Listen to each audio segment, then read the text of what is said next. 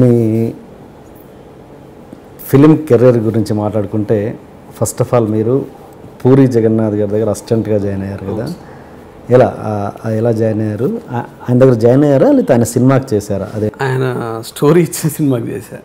యాక్చువల్గా జాయిన్ అయిదాం అనుకుంది పూరి గారు అంటేనే జాయిన్ అయ్యా, కానీ పూరి గారి కో డైరెక్టర్ ఆ సినిమా డైరెక్షన్ చేశారు, ఎల్పి రామారావు గారు అని. అనగనగా ఒక కుర్రాడు సినిమా పేరు. సో అట్లా పూరి గారి దగ్గర డైరెక్ట్గా చేయలేకుండా అయిపోయా, కానీ ఆ సినిమా చేశారు, రిలీజ్ అయిపోయింది, అంతా అయిపోయింది. బట్ ఆ సినిమా ఎక్స్పీరియన్స్ చెప్పండి. ఆ సినిమా ఎక్స్పీరియన్స్ యాక్చువల్గా ఆ సినిమాకి నేను అసిస్టెంట్ డైరెక్టర్గానే జాయిన్ అయ్యా. ఆ సినిమా అంటే సినిమా మీద ఉన్న ప్యాషన్ తోటి అసిస్టెంట్ డైరెక్టర్ అవ్వాలనే ఆలోచనతో అసిస్టెంట్ డైరెక్టర్ జాయిన్ అయ్యాను. కానీ ఆ సినిమాకి అసిస్టెంట్ డైరెక్టర్ కాకుండా ప్రొడక్షన్ వ్యవహారాలు కూడా చూసుకోవడం జరిగింది. సో అట్లా కొంచెం ప్రొడక్షన్ మీద కూడా ఎక్స్పీరియన్స్ ఉంది ఫస్ట్ సినిమాతోటే.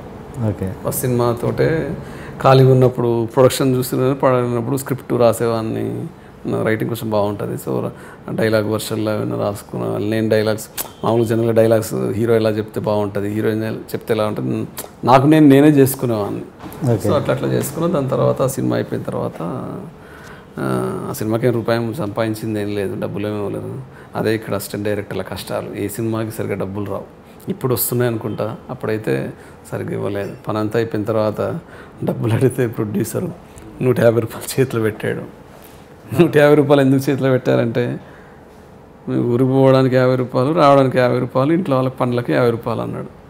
అక్కడితో సగం విరిగిపోయింది. అరే బాబు, ఏమో 1.5 year పని చేయించుకొని డబ్బులు ఇవ్వమని అడిగితే 150 రూపాయలు ఇచ్చి ఇది సరిపోద్దులే అని అంటేనే అక్కడితో అర్థమైంది సినిమా ఇండస్ట్రీలో ఉండనా అని అప్పటికే అనిపించింది. అయినా కూడా ఏదో సాధించాలి, ఎందుకంటే అప్పుడే అన్నీ వదిలేసుకొని వచ్చాను కాబట్టి, అప్పటికే కష్టాలతో వచ్చినాను నేను.